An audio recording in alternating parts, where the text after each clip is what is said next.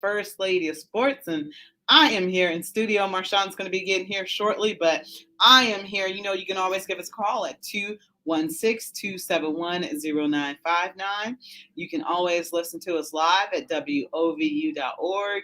You can always download that WOVU app to listen to us on the go, and you can always download StreamYard so you can watch us on Facebook. But wanted to get into some Browns talk today. Got a lot to talk about with them. Cleveland is kind of settling down after the loss yesterday. So that's one of the things people are. That's one of the things that people are kind of trying to come to grips with about what happened, how badly that they lost in New England. But, I'm going to tell you what, there are some things that you can look on the bright side right now. It looks like everything is imploding and it's not going well, and it's not, because that loss the other day was a very devastating loss that might have knocked us out of playoff contention. We're still waiting to hear whether or not we're going to be in the playoffs. We don't know, but there's a lot that we're going to talk about it some more, but there's a lot that you can kind of hang your hat on, see kind of how this team might finish out. And it's always a possibility. Now, they're going to have to win a lot of games. So that's something that's going to have to take place. But, right now, statistically, mathematically, with the way that everything is falling right now in the AFC, that possibly the Browns could make it to the playoffs. It's a slim to none shot, but there's always hope. All you got to do is get hot at the right time, just like baseball players. And Marshawn, how you doing, sir? What's going on? What's up, Rachel? Yeah. What's going on? I'm doing okay. How you doing? I'm doing better. 48 hours after some good sleep. After a good. Just thought about. Well, I try not to think about. I said thought about. Sorry. I try not to think about what happened on Sunday or today until I came in here. So, Well, it's what happened. What happened is what happened. And now you can look forward to, what's next. You got the Lions coming into town. So we're going to do, well, no, we're on the road, I think. We're in Detroit. We at home? Yeah. Okay. So, I was say we in Motor City. Yeah, so, we'll see. We know we're going to run the ball effectively. But everything else? If we don't abandon the run, that was one of the things that happened on Sunday, that the run was abandoned. It's crazy, man. I rewatched probably about 3/4 of the game. Where do you get the whole game from? Game Pass. One of my homeboys got it. I just use this. Oh, so you got to be a subscriber to something? Yeah, I don't pay for it. So. Oh, okay. But no, I watched 3/4 of it while I was at work today. Which 3/4? The first 3. I didn't watch the last quarter. Okay. And the fact that in the second quarter we had 2 rushes for 3 yards was kind of nuts. In the second quarter, we only rushed the ball 2 times. Twice for 3 yards. And then they tried to they passed the ball the rest of the way. With a guy that's all I'm hearing today on all the airways is we talking about injuries. And granted, they didn't use it as an excuse, but if he can't, you can't get that excuse off on me. If he's not playing to the level that he needs to play, then sit him down. If he's just out there because he's tough, then what would it? I don't need tough. I need production. So I'm not sure. I'm not sure. If he's hurt, he shouldn't be playing. You should have Case Keenum out there, because all you're doing is making things worse for him. Mm-hmm. And probably he's lost out on millions of dollars by playing hurt. He should have just sat. Yeah. I think now he kind of, hopefully he realizes that ain't no contract coming next year. They definitely go use the heck out that 5th-year option. Yeah. Now, and I say this. I went back and watched the only preseason game Baker played, and he made a throw that was kind of nuts. So he got it in him? Yes, but you know what I think is gonna have to happen for us to possibly see? 1, obviously you're gonna have to stay healthy, and 2, they're gonna have to bring somebody else in. Or 3 ways. And this is all up to the Browns. And the 3rd way is just say, man, I don't think we want to run it back one more time because I'm not about to get fired due to you, and bring in there's 4 big names that's out there. This winter or the spring. It's going to be 4 big names out there. You could bring them in too. But I think what the Browns will probably do because they trying to keep the team, keep it running backs, your line good. They're trying to keep the team competitive. I think they'll end up bringing like a Mitchell Trubisky or a. No, I'm not on that at all. I'm just saying. Look, hear me out, Rachel. The Kevin Stefanski swears and dies by the run. Yeah. So I don't think he really wants to.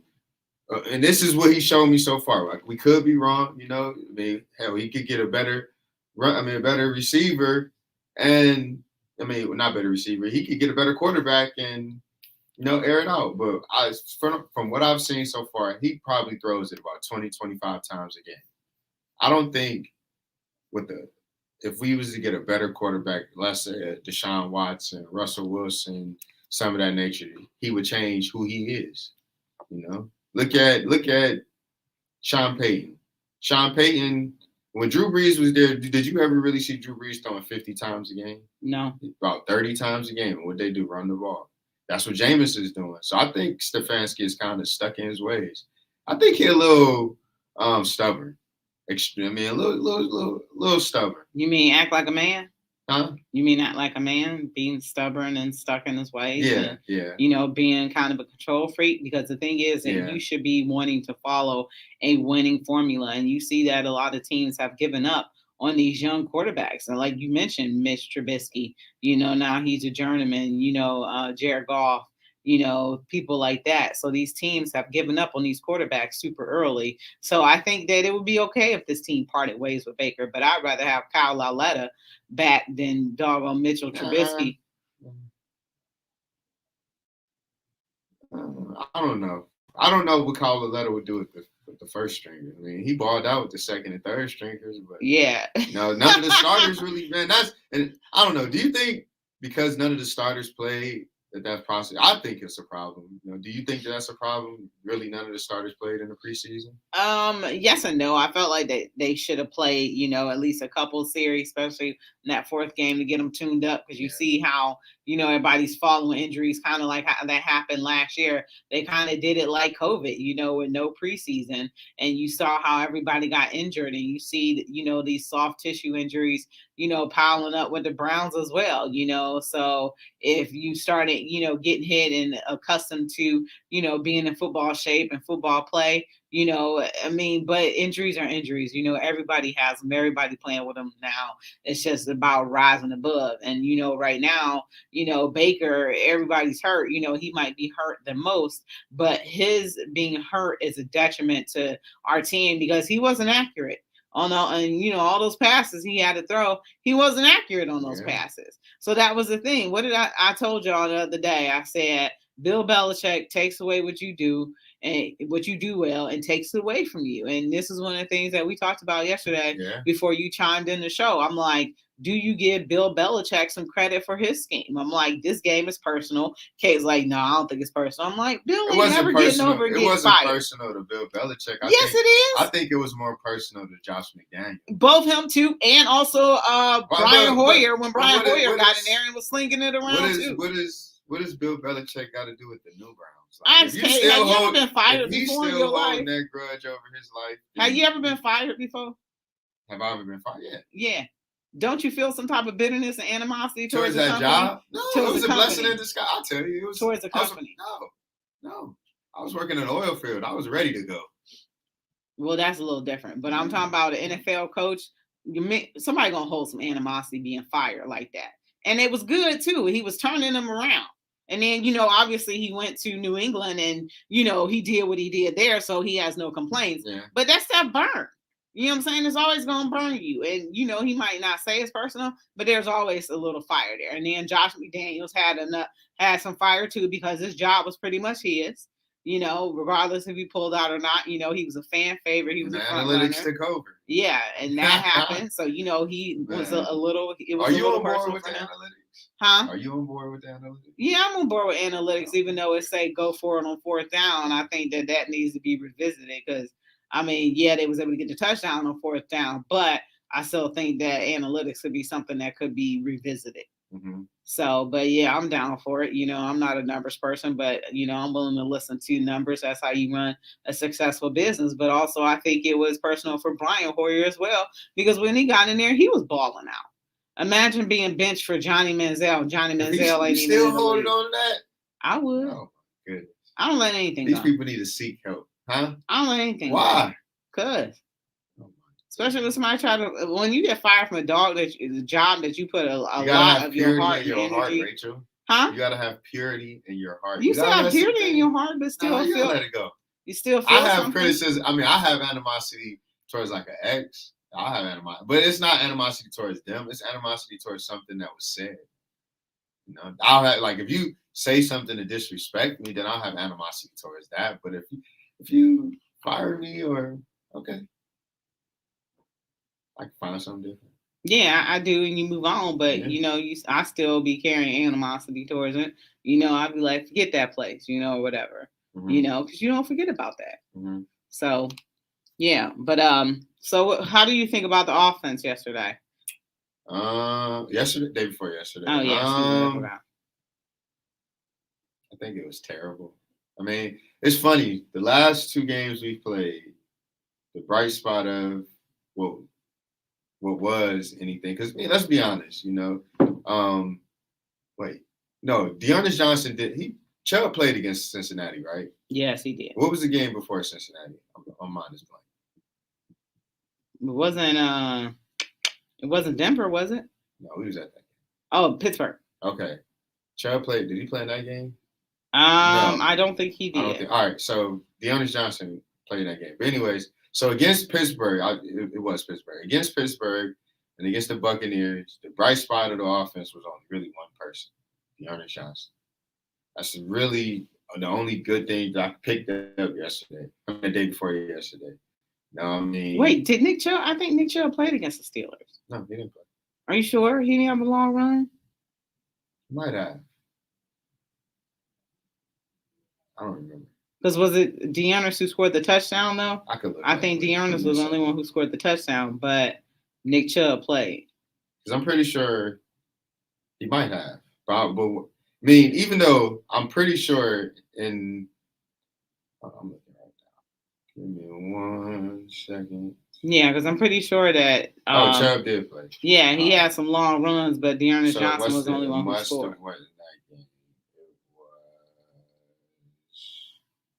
What game am I talking about? It was a game.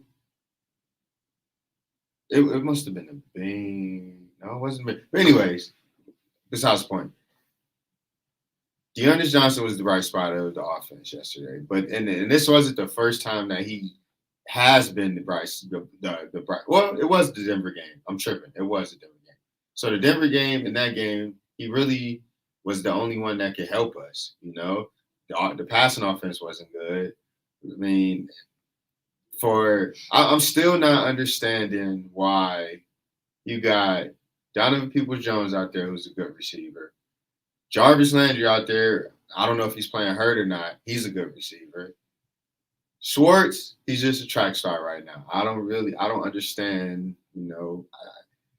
I've never been in favor of Auburn guys. I mean, remember the last Auburn guy we had? What was his name? Ricardo Lewis. I don't remember. That was the last. I think that was the last Auburn receiver he had. That's why you don't remember, because he was from Auburn. I don't. I'm still trying to wrap my mind around why we let Odell go, because even though we lost yesterday, I think he could have helped us yesterday. Maybe he could have helped us and we lost. Who knows? But I just don't understand why we aren't using our receivers and we're trusting our tight ends. And Njoku hit him right in the muffin box. Dropped it. I'm just. But that's kind of rare for him. More normally, he catches the majority of his targets thrown in. This offense is very, very underperforming this year. It's crazy because I got into an argument with a friend earlier in the season. We were winning. We were like, I think at that point we were like 3-1, and I was at the barbershop. We was just rapping, and I told him, he's like, man, we a run first team. That's all that matters. We winning. I'm like, man, at the end of the day, that's if y'all satisfied with that, then that's y'all, But I'm not satisfied with it. I like a even team. I want to see the pass game.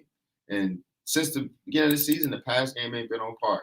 Some people say it's Stefanski's scheme. Some people say it's injuries. I don't care about injuries. People play hurt.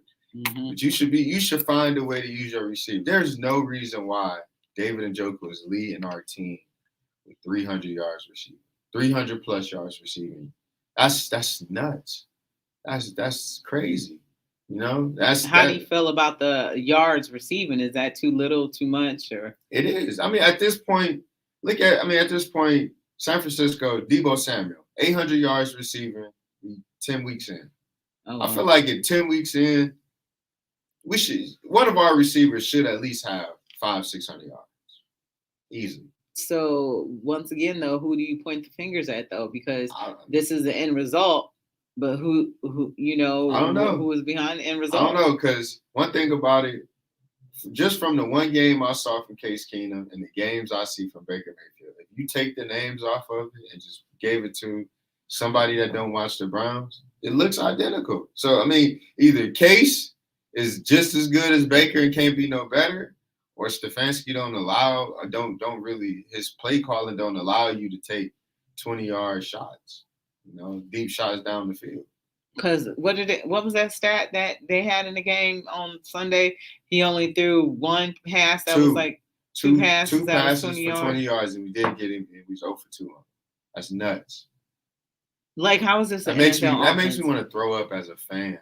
Like the Browns got one more. Hey, I tell you, the Browns can't disappoint me anymore, man. I think the most disappointed I've ever been, and I've been listening to a lot of stations around the city today, and one thing we can all agree on, one thing me and all the fellow other hosts can agree on, after the Browns lost in 2019 to the Broncos with a third-string quarterback, I just kind of felt indifferent about it. Like, if you win, you win. You lose, you lose.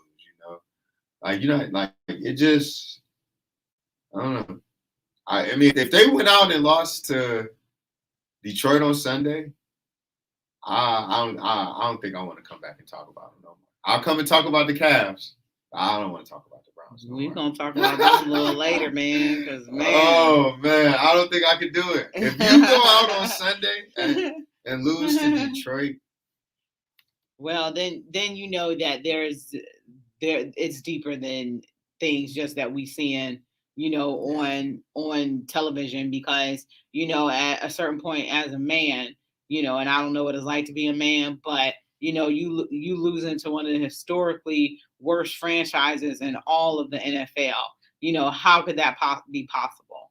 Like, this team needs to buckle up. Well, I mean, at this point, I place a lot of it on Baker. I'm almost like 49% Baker, 51% Kevin. Listen, wait, you said how much? 51% Kevin, 49% Baker. All right, that's kind of fair. I was about to say, man, if you would have said like something like 70% Baker, nah. I'd have been like, man, all right.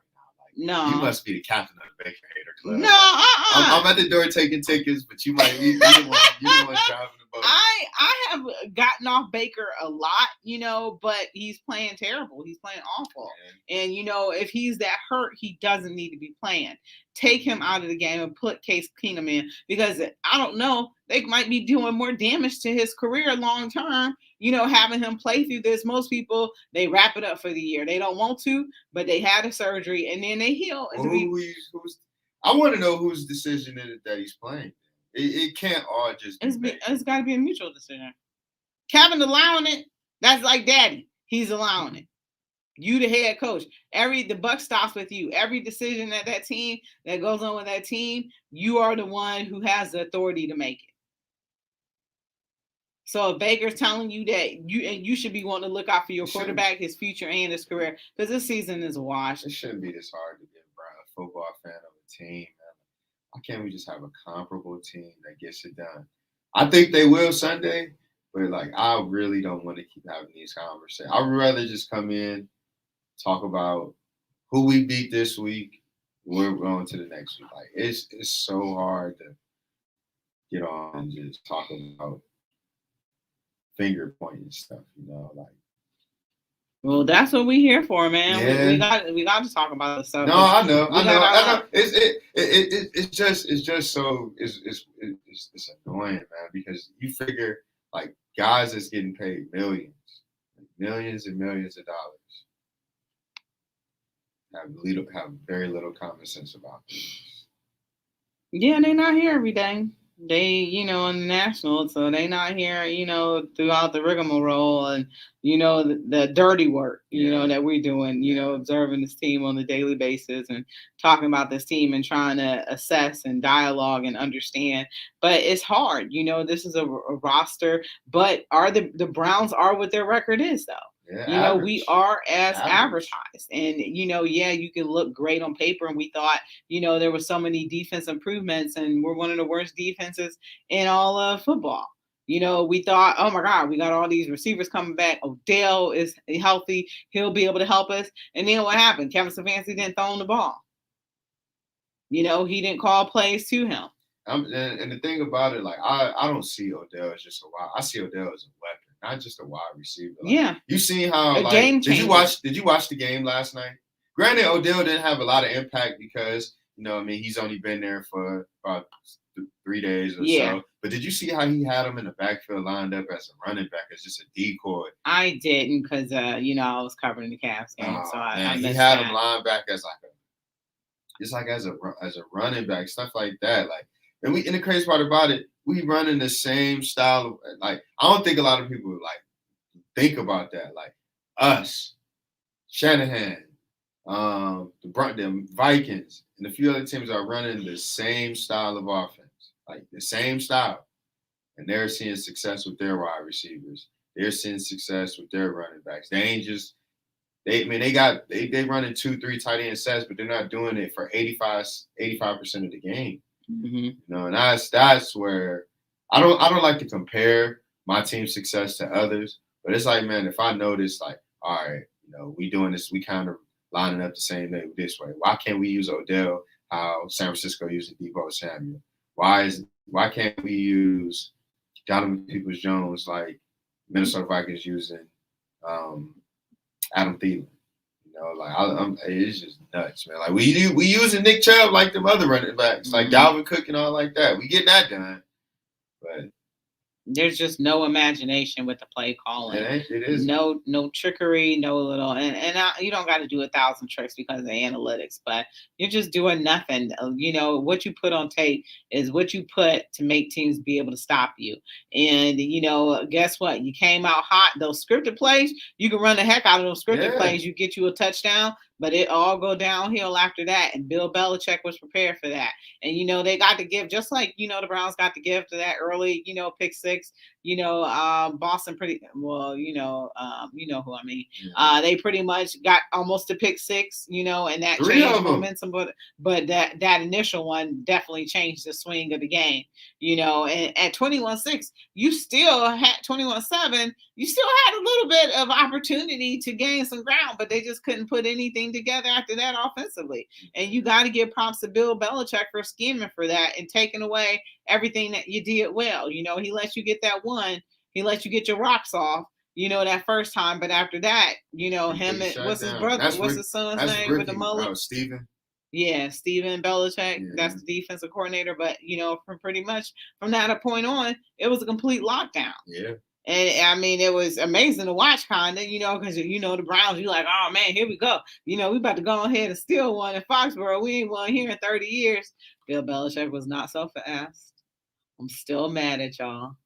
And guess what? Y'all not going to win this game. Yeah. So, I mean, you got to give credit where credit is due, and he made adjustments. And what do you think about Miles speaking out? And who else was it that spoke out after the game talking about, they didn't make the adjustments and things like that?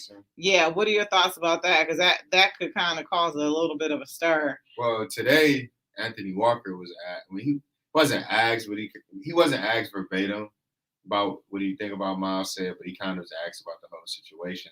And the way he worded it was like he took up for Joe Woods. Okay. So I kind of agree with what he said. Like Miles, yeah, he didn't adjust, but man, it's like it seemed like Miles is only out there for sacks. Like Miles ain't the same Miles as it this year. Like it seemed like Miles is just changing the sack record. Like where's the strip sack Miles? Where's the Miles that that was picking dudes up off their feet, body slamming them. You know, like where's that Miles at? I feel like, man, if Miles was completely head and shoulders just the most dominant player on the team, then you got the right to call out. But everything's looking bad. Like Miles is getting chipped. They was running 2-3 guys Miles away, and he wasn't evaded. He's supposed to be no better than Aaron Donald. So I feel like at the end of the day, man, I would keep stuff like that in house. That's not nothing. Do you really feel like he was, ragging on Joe Woods or just talking about overall? Because, the team, like if you as a player, you didn't make an adjustment as a player. No. At the end of the day, it fall on them as well. They the ones out there. Anytime a player said adjustments, that they 9 times out of 10 is talking about coaching. I mean, I know, but also as a player though, you have a duty to make some adjustments as well. Just like the quarterback had an ability to audible, you can make adjustments as well. Miles, even though the Browns, which I think is weird that they don't have captains, Miles organically is the captain of this team. You one of the veterans of this team. They have gang captains. Yeah, just like we give Baker that pedestal of being the number 1 pick. Myles Garrett also was the number 1 pick, so I want to see Myles act like it, like they compare Myles to all the old players and I think Myles is dominant, but at the end of the day, I need Myles to be dominant as a veteran too, keep this defense in line. If they mess up, if Joe Woods ain't doing nothing, be that accountable player, say, hey, you ain't doing nothing, I ain't about to let this defense go downhill. Do you consider him a leader for doing that? Yeah, absolutely, because on building the Browns and all like that, Miles be talking. So is you talking for the camera or is you talking to be a leader? So, if you showing me on camera that you're talking, I only have to believe it. You think defense having another meeting? I hope so. No, I don't think that. Why not? They're not burnt. No, I don't think that. I don't think they have. I don't think it's going to be a players' meeting. I think it's going to be an open dialogue between players and coaches. If there is a meeting, like, look, let's kill all the social media stuff and let's play. I like what Anthony Walker said today, and that tells me that there might have been a meeting because he said it ain't no more talking. It's playoff football from today on. So, if he's the leader, Miles is the leader in my opinion. So I feel like if he's saying it, then that got to be the mentality going through the whole defense. I don't know if it's on the offensive side yet, but at least on the defense, because the defense going to have to be the backbone for at least the majority of these wins. I kind of look at it as 2 different ways. So I don't know. I don't know if I necessarily looked at it as, and I know the majority of people do. They look at it as, a dig against Joe Woods, but I look at it as an indictment against the team overall. Because they didn't make the offensive adjustments that need to be made as well too. So let's not forget about the offense and what they weren't able to do. Mm-hmm. Once the Patriots made adjustments. So I look at that as a reflection on everybody and people not doing their jobs on Sunday. They didn't do what they was paid to do. Well, they did, but they lost. And to me, I think that game was such a crapshoot anyway. Possible. I think that the spread was 2 points. I think so. Anybody could have won that game. I think absolutely, but the Browns is just 45-7, man. It's just like, come on, man. Where is this coming from? They wasn't playing with no energy, no excitement, no commitment to moving the ball vertically. What in the world is going on with this offense? You only got 6 receiving touchdowns and you're in week 11. We're headed to week 11 and we only have 6 passing touchdowns. Like, how can you be a playoff team, let alone win a playoff game with an offense like this? That's terrible. You play good every once in a while. That's terrible. So what's supposed to happen then? You can't play, good every once in a while. It has to be consistent effort. Be consistent. And we haven't had consistent from any part of the team. Consistent coaching, consistent offense, defense, special teams. We haven't had any type of consistency, period. We got to solve this Baker situation. It's gonna solve itself. I think so It's too. got 7 weeks, and it'll solve itself. I think so too. But I'm not gonna sit here. Listen, I'm not even gonna put that bad energy in the air no more and say what he is. We all know. We all know. We got our own opinions about it, but in 7 weeks will tell. If he, I know he got people out listening to what the national media is saying, stuff like that, and I expect him to have a great week this week. But if it doesn't continue, Brown's gonna have the easiest decision come springtime. Yeah, I mean, it looked easy to me now. I mean, there's been so many. I mean, last year, did he show he was a franchise quarterback? Yeah, he did. In the second half, not in the first half. Yeah, but $40 million, I would never pay that guy $40 million a year. So no, absolutely not. Range 25 to 30, yeah, I would do that. But he probably ain't taking that because Lamar might reset the market. Patrick Mahomes probably has. Yeah. But no telling what this contract for Lamar is going to be. It'd be nice to sign him before then. It'll be nice for him to have a good season, and they just signed a mid-season right before then. And no, but you had, and I'm glad that they didn't because they had to see what he had. And right now, the only thing he's consistent at is being inconsistent. So I'm glad that they didn't offer him a contract because, now they can see what they get. Wouldn't you be mad if we had signed him to a $40 million contract and this is how he playing? I don't think he's 40, but I'm just saying hypothetically, and we stuck with this for forever. I would be sick. You know how bad it's gonna be. A Browns fan is literally gonna be like being on the top of the drafter, where you go up and you go down every week. And I'm not trying to live like this no more. I'm not trying to do this every week. You know what I'm saying? Yeah. So, I don't know. It's hard. You know how yesterday you didn't have any answers? I don't have any answers right now either because I'm just sick of it. I'm literally sick of it. Why this football team can't get themselves together. I don't understand it. Why, we ain't even got to the defense hardly, but, we're going to go ahead and take a break. You're listening to Her in the Huddle on WOVU 95.9 FM. We'll be right back.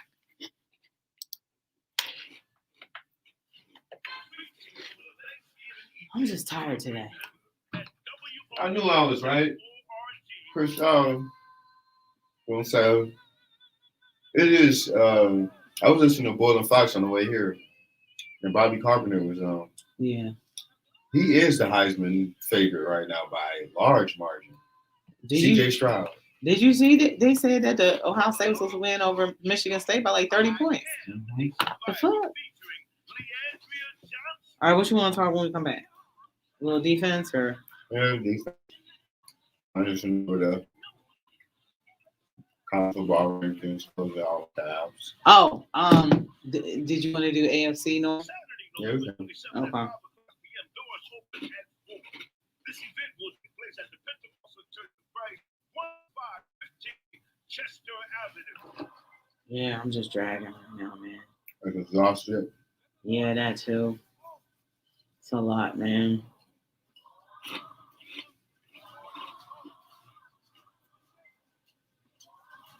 Download your free ticket today and see Miss Leandria Johnson.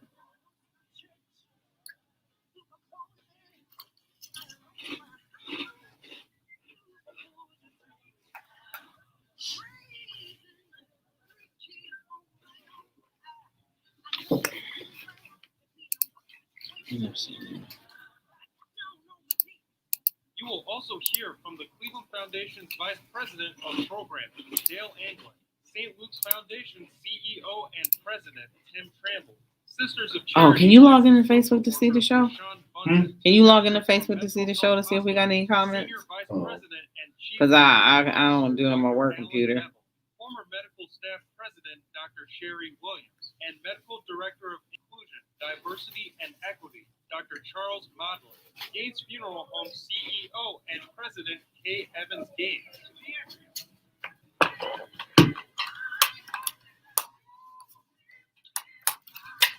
Hear from survivors of coronavirus and the young men of song, the house-seeking spiritual believers. about testing and vaccination alternatives? Download your free ticket now at wovu.org for the long haul kickoff. Oh, we 5-5. I thought we was 5-6. Featuring Leanne Rhea 5-5. Johnson, Saturday, November 27th at 5:00 p.m.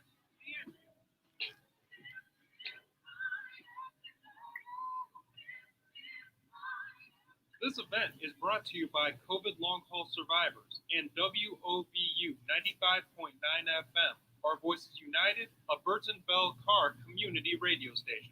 To attend, you must show proof of vaccination or proof of a negative test taken no more than 14 days beforehand. I don't see it. I'm gonna just go on my phone. Send me the link. Huh? Can you send me the link? Oh, I think you had. Oh, it's going to All Sports All Plays. All Sports All Plays. All right, welcome back to Her in the Huddle, WOVU 95.9 FM. Remember, you can always give us a call at 271-0959. You always want to join the conversation. You can always listen to us live at WOVU.org.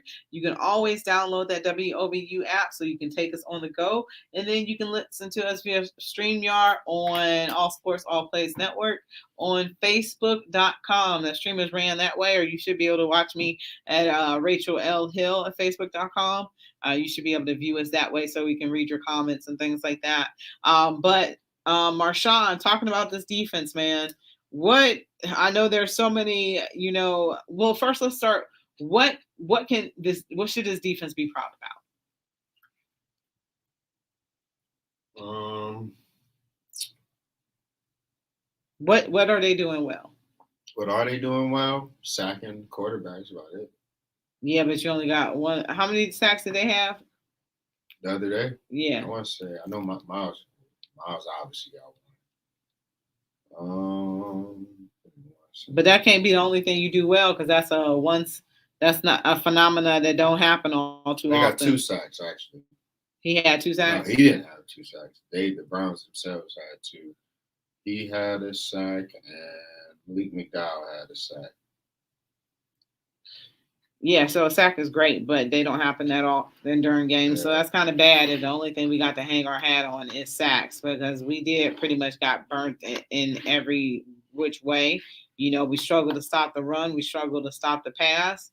So, I think the players should have a meeting and, decide, who do they want to be? What team do they want to be from here on out? They have to decide that, because right now it's not looking good. And the schedule only gets harder. So last year we was gifted the easy schedule. This year the schedule only gets harder. Let's see. I want to see. I don't have the schedule memorized. Even Kate memorizes the schedule. I don't. She does? Yes. Oh my goodness. Yeah, I know. She's a little psychotic. So we have the Lions still. We don't know what that's going to be. The Ravens on Sunday Night Football. That's going to be something, a prime time game. Then you have your bye week. Then you have the Ravens at home. This is the weirdest schedule of all time. You have the Ravens at home. Then you have the Raiders, and the Raiders are tanking. Too bad Willie can't be with us today. Maybe we'll talk with him tomorrow. But the Raiders are tanking. They got whooped by Kansas City on Sunday Night Football. Then after that, you have the Green Bay Packers on Christmas at Green Bay. Right. I think that was messed up. We should have been in Cleveland. I don't think that's fair how we were in Green Bay. I'm trying to think. Last time we played them, did we go there? They came here. They did? Here. Mm-hmm. They came here. Forget them. Because we went to Detroit. We went to Detroit. We went to Chicago. Chicago came here this year. Yeah, we went to Detroit and Chicago. Yeah. How many years ago was that? Do you remember? Because it's like we average, playing them, like 3 to 5 years, But no, so far, I mean, looking at the stats and stuff, they lead in the league in sacks. So, like I say, sacks is something they definitely, I guess, they can lead their head on. No, I mean, they're and the negatives on turnover, on giveaways and takeaways, turnover differential. They -1, which is not good because I feel like this defense would be so much better if they could get more takeaways. You've seen it against Cincinnati. Um, we've seen how good we could be when we play Chicago, even though Chicago is terrible. Now I feel like this team would thrive off more takeaways. If we can get more takeaways, it will bring a better energy to this team. Um, we always have said the weakest spot of the team is the linebackers. The linebackers haven't really showed anything all year. To say, good. Granted, you don't really hear much about them. So you know what they always said: you don't hear nothing about a player that means they're doing something good. Mm-hmm. But they did get exposed a little bit against the Patriots. I'm not too much worried about the cornerback. I think the cornerbacks and the D line are the neck and neck for the bright spots. Secondary, between John Johnson and Ronnie Harrison, I don't know which one I want going first.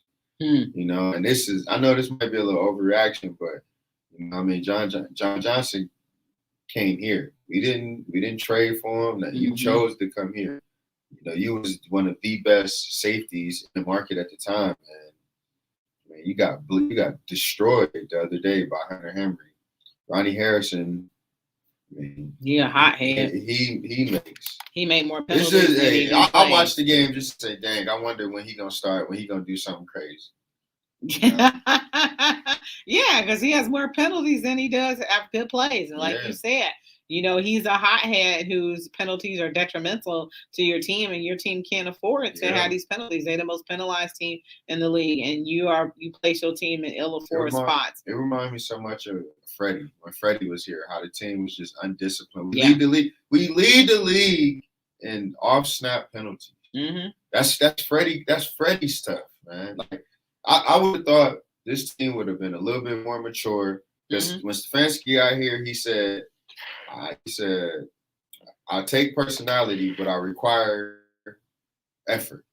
Now, so that tells me that this team is going to be more mature. They're going to be more focused, more locked in, and we're still seeing stuff from when Freddie was here.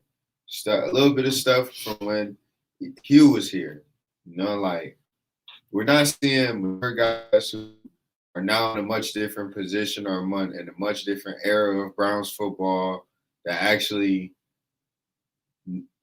want to win. Don't want to be known as what they call us, the clowns, or taking the Browns to the Super Bowl.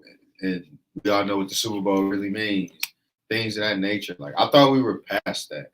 And all of these off-snap penalties and getting blitzed by 38 points tells me that, maybe we are, maybe we ain't, that door ain't is closed, but it could fly open at any point, I think, like I say, the Browns team, it's a cycle with these guys. The national media killing them all this week. They deserve it. They're going to come on Sunday, and they're going to destroy Detroit. I wouldn't be surprised when they blow Detroit out. I wouldn't be surprised. Chubb comes in, he get him a $115. Dearness Johnson probably gave him about 40 to 60 yards in the touchdown. So I wouldn't be honest, but I don't care about the Detroit game. I care about when we go to M&T Bank Stadium in Baltimore. I care about when we go to Lambeau Field on Christmas where the conditions ain't going to be so ideal. They're going to be just as bad as if it's playing on Lake Erie. I care about when we got to go to Pittsburgh at the end of the year. I don't care about Cincinnati. We got Cincinnati's number. I think Cincinnati is the only team that we probably got fear, that we instill fear in. I don't think no other team in the NFL fears us. You think so? Mm-hmm. I don't know about all that. Baker, the most confident player in the world when we play in Cincinnati. Baker plays.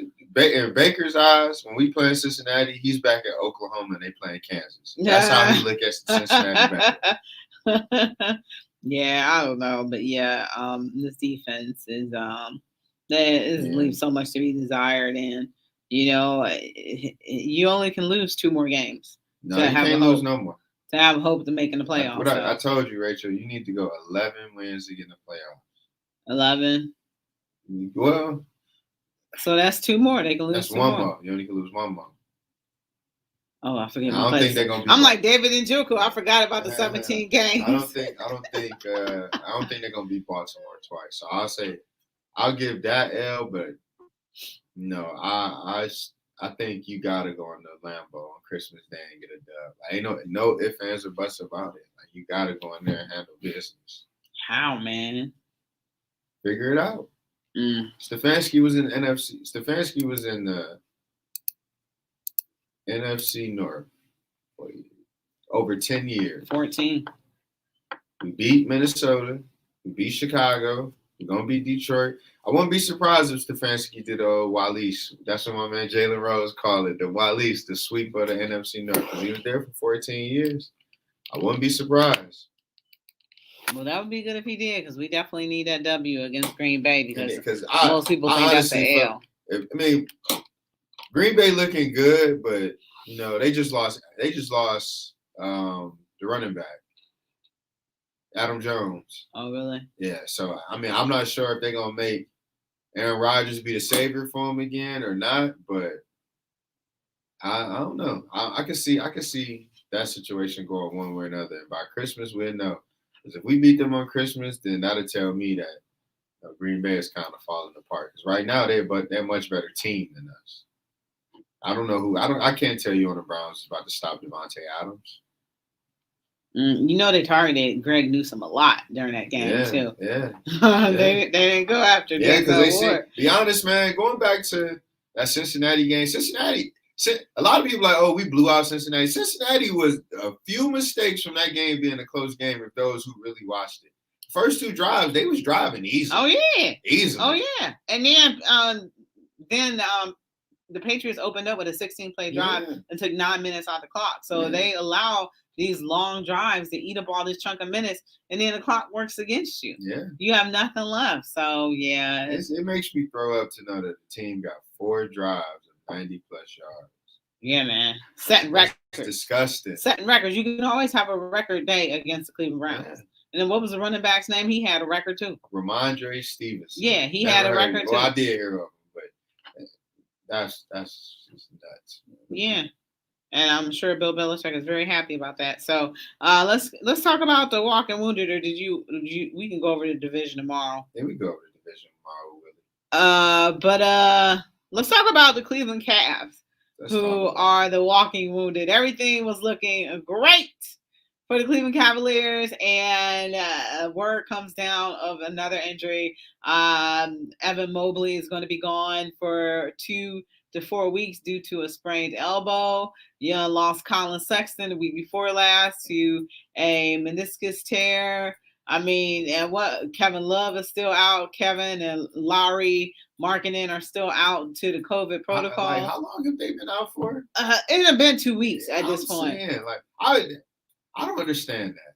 So in the NFL, you can catch COVID and be good in 5 days. But in the NBA, it take you 2 weeks. I'm like, I don't understand because it's been a minute to me now at this point. I feel like K-Love probably played the first 3 games, and we haven't seen him. Great. And he happy about that too, because Kevin like his coin, so he get to chill and do nothing. Taco Fall out here getting minutes, man. Yeah, he's sitting at home probably drinking lattes and watching Sex in the City. Right. He ain't watching with his fiance. Taco Fall out here getting burned, man. Is that bad? They be chanting for Taco. They be like, we want Taco. But no, the Cavs are starting to come into that stretch. I know my man said no Cavs slander, but they about to get rocked on Thursday, though. You got the Nets, Warriors, Suns, Magic, Mavericks. You probably will win. Go do it again. Nets, Warriors, Suns, Magic, Mavericks. They probably get 2 of them. Magic and the Mavericks. I give them 2 of them. They're not beating the Nets. But remember how they beat the Nets like 3 times last year? It was crazy. For whatever reason, they had that team up. Anything can happen. For whatever reason. Right now, I feel like KD is on a whole nother level. James Harden is starting to like understand the new rules that's added, and he's starting to get in his groove. You know, that's hard. That's hard. I mean, Joe Harris is out for a little bit, but they got a young guy on their bench that named Cam Thomas that I feel like they give him some time. He'll get some burn, and then the Warriors is just playing ridiculous right now. Yeah, that's what I said. I said, I don't know if it's gonna be. I know they'll beat the Magic. The Magic is absolutely terrible, and This happened at the worst. I'm gonna say you got the Nets 2 games. I wouldn't be surprised if they get one of them. Split. So I say 3. I'll say 3. 3 out of 1, 2, 3. So if they went 3-3 over these next 6, that's good. That's good. I think it'll be more of like a 2-4 thing because they got a lot of injuries. You know, a lot of them. Colin, meniscus, the rookie Mobley, and it's crazy. I don't know. I forgot who was I talking about. We were saying like, man, Mobley at the 5, he's skinny. You put him. They put him at the center's position yesterday against guys like Robert Williams, Al Horford, who got that NBA muscle, and man got his first little injury, man. Yeah. So I hope it's more so on the 2-week side than the 4-week side because he was a bright spot. Even though yesterday he was 0-4, it was 0-for-11. 11, yeah, he's corny. Goodness gracious, we know he's a power forward for sure. Yeah, they was double teaming him and stuff like that too. And you know when Cavs when he went out, the Cavaliers struggled to penetrate. Yeah. You know, down in the low post or whatever. They really he does a lot, man. Like he's a guy, man. Like he can do everything: shoot, pass, dribble, defend. Like he doesn't really foul. Like has really good discipline with guarding people and not trying to foul them. So yeah. I mean, that's a huge blow. And I don't know when Jared Allen is coming back because you didn't have Jared Allen. Because he was sick too. But I mean, Jared Allen is good for defense, and I ain't gonna lie, I give Jared Allen his respect because he's definitely showed me some things offensively that he wasn't doing when he was with Brooklyn. Like he got a little package off him.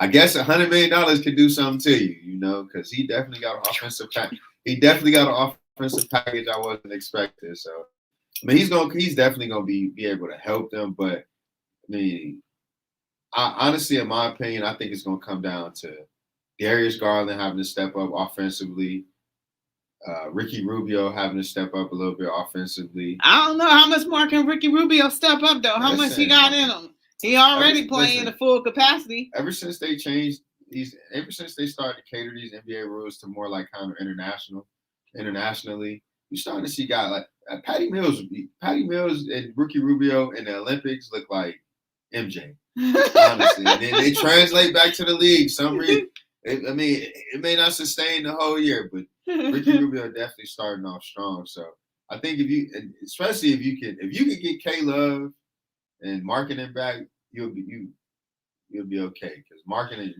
can definitely pick up some of the scoring. He's definitely a 20-point guy when needed, but I don't know. I honestly think that they hurt right now. You losing. They lost everybody.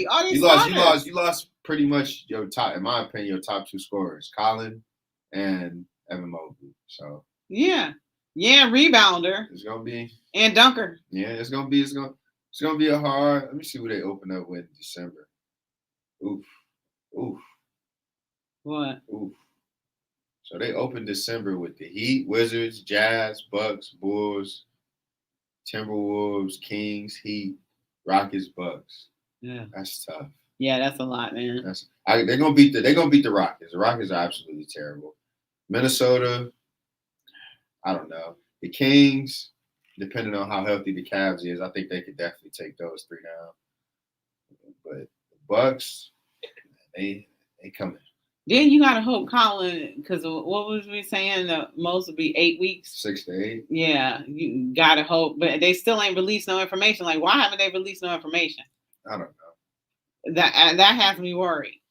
I don't know. That could potentially be very bad. No, I mean meniscus ain't really, because you remember Russell Westbrook tore his meniscus and came back for the playoffs. So yeah, but still, I don't like that. Why are they withholding stuff? They probably just like when Colin come back, he come back, or they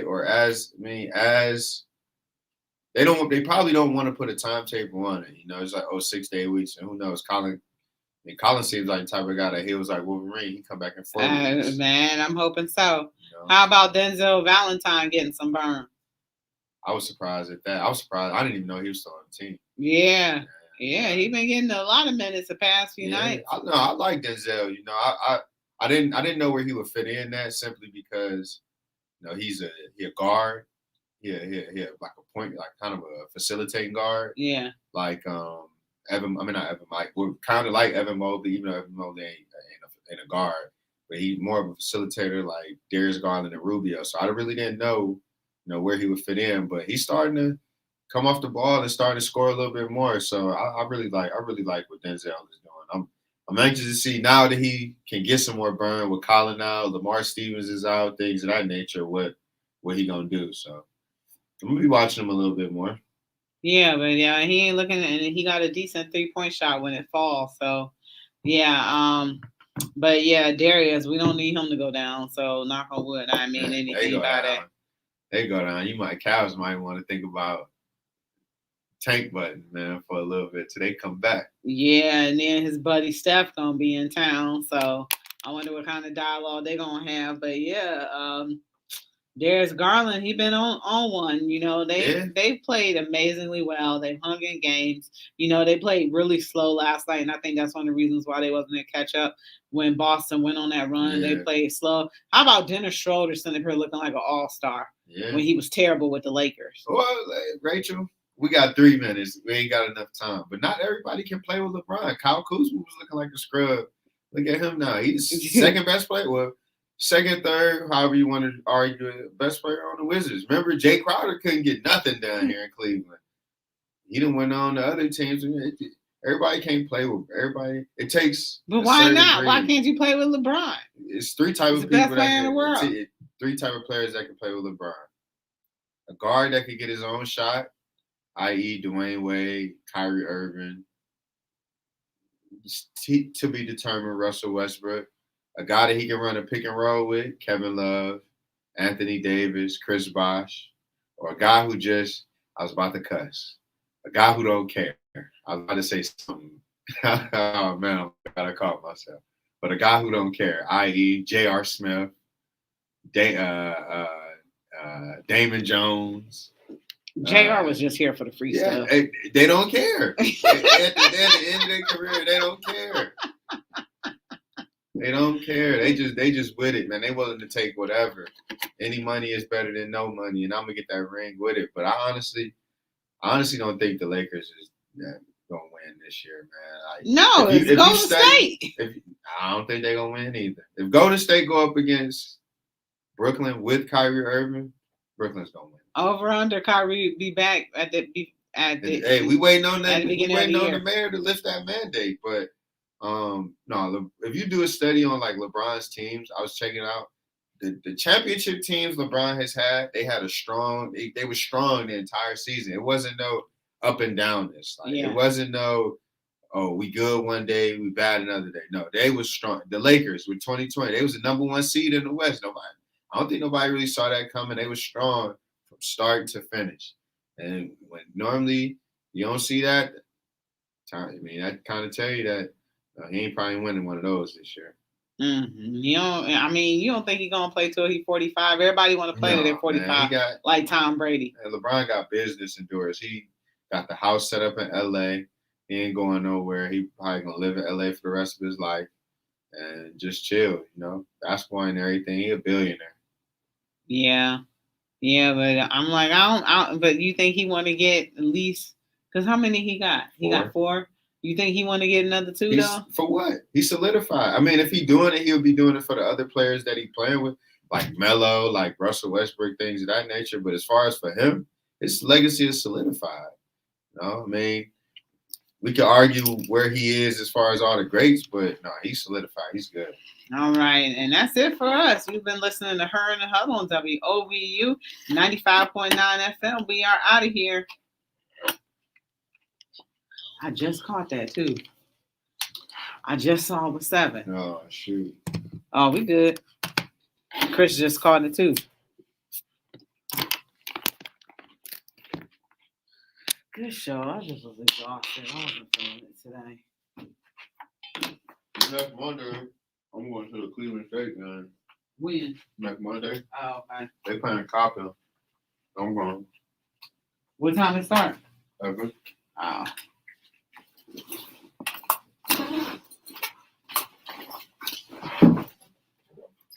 That should be fun.